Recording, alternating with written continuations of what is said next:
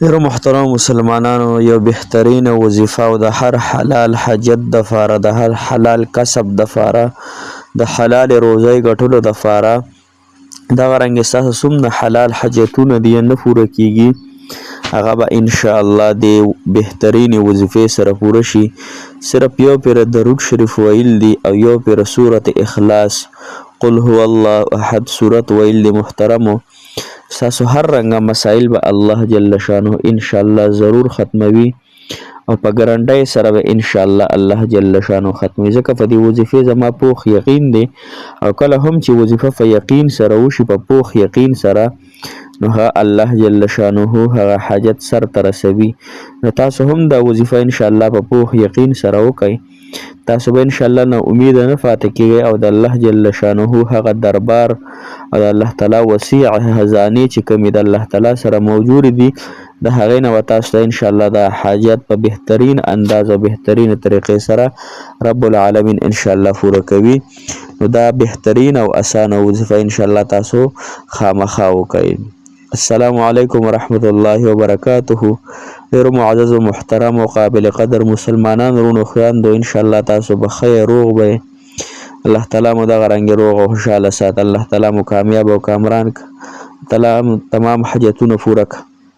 محترم مسلمانانو، څنګه تاسو ته ما عرض کړی وو چې موږ تاسو له پرون د جمعې په ورځ باندې خصوصي دعاګانې کړې دي خاص د الله تعالی د رضا دپاره. الله تعالی دې په خپل دربار کې ستاسو دپاره قبول کړي او ان شاء الله نن مدرسه کې به هم وظیفې ستاسو دپاره کوو. محترمو، نن چې زموږ کومه وظیفه ده هغه د هر حلال حاجت او د حلال روزۍ د ګټلو دپاره، د حلال رزق دپاره دا یو بهترین او اسان او ښکلې وظیفه ده. هر انسان ګوره رزق ورپسې دی، رزق پسې انسان ورپسې دی، حلال کسب پسې ورپسې دی. څوک سعودي عرب کې دي ښځې بیبیانې وله دلته وظایف کوي، د چا بچي په نورو ملکونو کې د وظایف وله کوي، د چا خپله معاشي ته کمزوري ده یعنې پیسې ورسره نشته دی. محترمو، د بهترینه وظیفه ان شاء الله وکئ. دا به ان شاء الله ستاسو له به دنیا الله تعالی خپله ذلیله راولي. ها، خو دا خبره ځان سره یاده وساتئ چې د رزق تنګي او د معاشي تدبیر اختیارولو سره سره به تاسو څه کوئ؟ د تقوا اهتمام به کوئ، د ګناهونو نه به خپل ځان بچ کوئ. ځکه چې تقوا دا په روزۍ کې یو بهترین عمل دی. کوم انسان کې چې تقوا راله هغه به الله تعالی هر اسان حاجت په الله تعالی یعنی هر حاجت په الله تعالی اسانوي. ځکه چې الله تعالی قرآن کې څه فرمایي؟ ومن یتق الله یجعل له صحیح شکر ومن یتق الله یجعل له مخرجا ويرزقه من حيث لا يحتسب. الله تعالی فرمایي کنه چې کم کس تقوا اختیار کی الله تعالی په هغه لا په هر تنګۍ کې لاره وباسي. صحیح شعر داسې ځای نه به ورته رزق ورکوي چې د په وهم او ګمان کې به هم نه راځي. او حدیث شریف کې راځي سهل بن سعد رضی الله تعالی عنه نه دا حدیث مبارک نقل کړی شوی د جناب محمد رسول الله صلی الله علیه وسلم نه چې یو کس نبی پاک صلی الله علیه وسلم ته رالی او نبی پاک صلی الله علیه وسلم ته د خپلې تنګ دستۍ یعنې د غریبۍ او د فقر شکایت وکړو. نو جناب محمد رسول الله صلی الله علیه وسلم ورته یو اسان عمل وښودو. کوم عمل یې ورته وښودو؟ نبی پاک صلی الله علیه وسلم ورته وفرمیل چې کله هم ته کور ته ځې نو په خپل کور کې سلام اچوه، که څوک یي او که نه یي، که د بیبي ده په هغې سلام اچوه، که د لور ده په هغې اچوه، دغه رنګې که د زوی دی په هغې اچوه، که څوک هم نشته نو هسې سلام اچوه. صحیح شوه. د هغې نه پس چې دی یو پیره په جناب محمد رسول الله صلی الله علیه وسلم باندې درود شریف وایه.